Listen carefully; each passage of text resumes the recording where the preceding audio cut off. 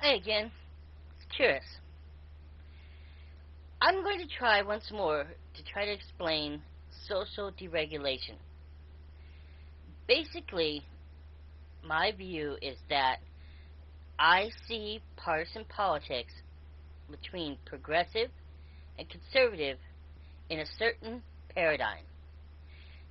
In other words, I see a political compass. This compass is composed of conservative, liberal, and that is divided into economic and social issues. The reason these issues are important is because, well, at least in America, and how I feel about American politics, conservatism seems to represent deregulation, while liberalism or progressiveness seems to represent regulation. I believe this makes politics much more clear. It's like we're looking at a galaxy from a side view, with the majority in the middle, either to the left or to the right, and fading out as it thins out along the spiral. But once you turn it to a top view, 90 degrees on its axis, then you can see the full spectrum, which of course is not a spiral, but a grid. And I believe this is the aspect of a more clear political perspective about cultural issues. When I say economic issues, I'm also talking basically about social issues that are involved about economics, specifically the redistribution of wealth. And when I talk about social issues, instead of saying progressive or regressive in nature, I say that it's a aspect of social capital and then a redistribution of wealth. Because remember, I've said that I equate conservative views with regulation and progressive views with deregulation. So, my personal views are that in some degree, I would say on each side, a 75-25 split, just to give it an average, I support social deregulation. In other words, I lean to the right on social issues. Except being an atheist, some of those issues aren't typical for me because things like abortion and health care and other things that might be typically social issues, I consider them economic because they don't have a religious aspect to me, but are an aspect of liberty that versus the need of order or of law.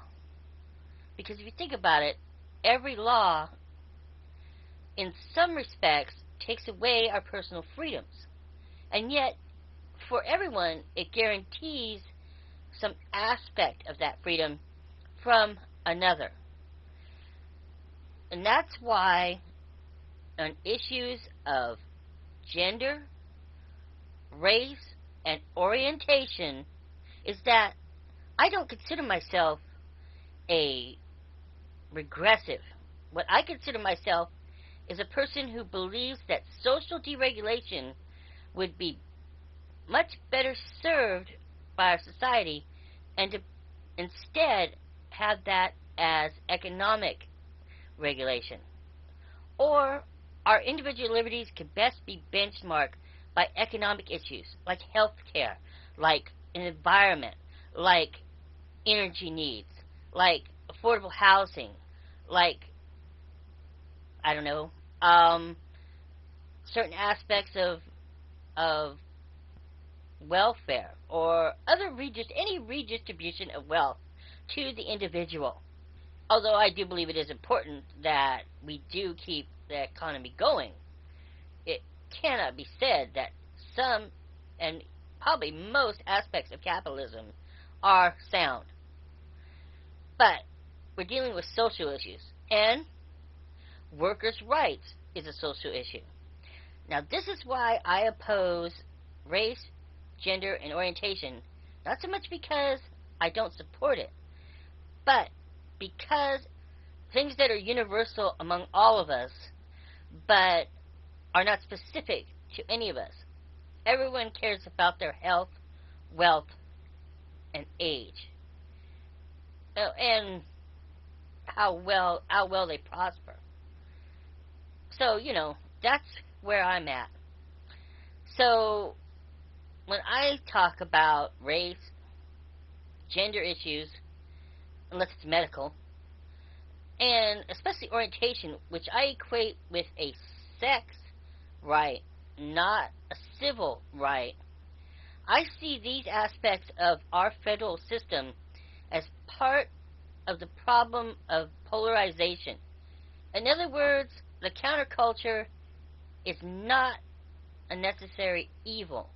It is something that could be better reformed to be a more representative democracy.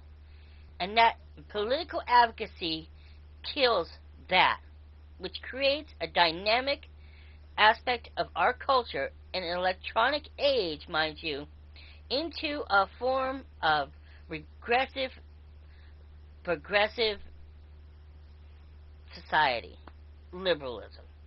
That's why I don't support it. And that's what I mean when I talk about things like movies I don't like, aspects of laws that protect people, people's special rights, or things that are in our culture that cause these paradigms to be enforced. I don't agree with it. You know? And that's not because I agree with a regressive state. I do not believe in the violation of the individual's right.